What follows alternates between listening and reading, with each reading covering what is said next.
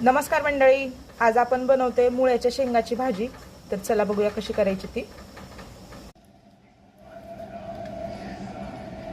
सगळ्या शेंगा अशाच आपल्याला कट करून घ्यायच्यात।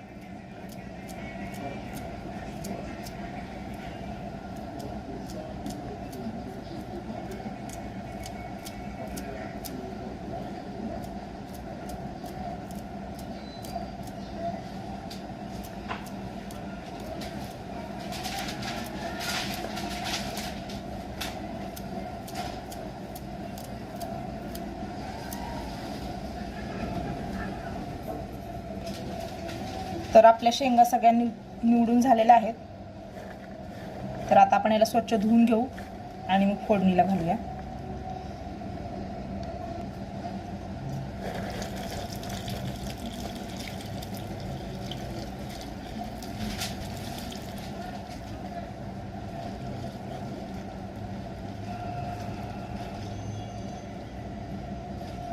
तर शेंगा आपल्या धुवून झाल्यात। आता आपण कढई तापायला ठेवूया।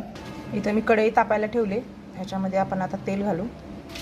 तर आपल्याला 2 माप तेल घालायचे। तर जिरं आणि पेस्टलेला लसूण घालायचं आपल्याला।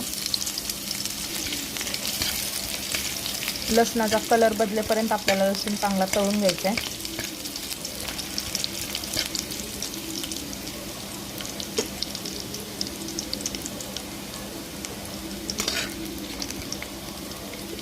याच्यामध्ये हळद घालायची,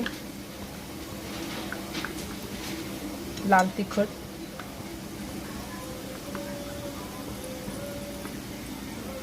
आणि अगदी थोडासा काळा मसाला घालायचा आहे।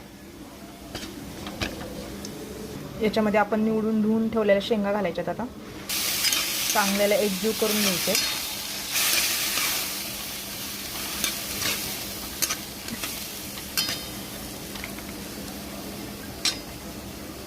याच्यामध्ये चवीपुरतं मीठ आणि शेंगदाण्याचं कूट घालायचं आहे आपल्याला।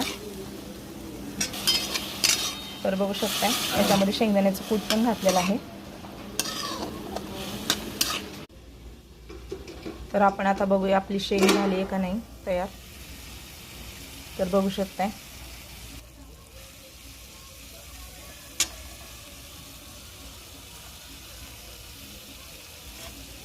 1-2 ते 3 मिनिटं ठेवूया आणि मग गॅस बंद करू। तर बघू शकता आपली मुळ्याची शेंग तयार झालेली आहे। तर तुम्ही पण नक्की करून बघा।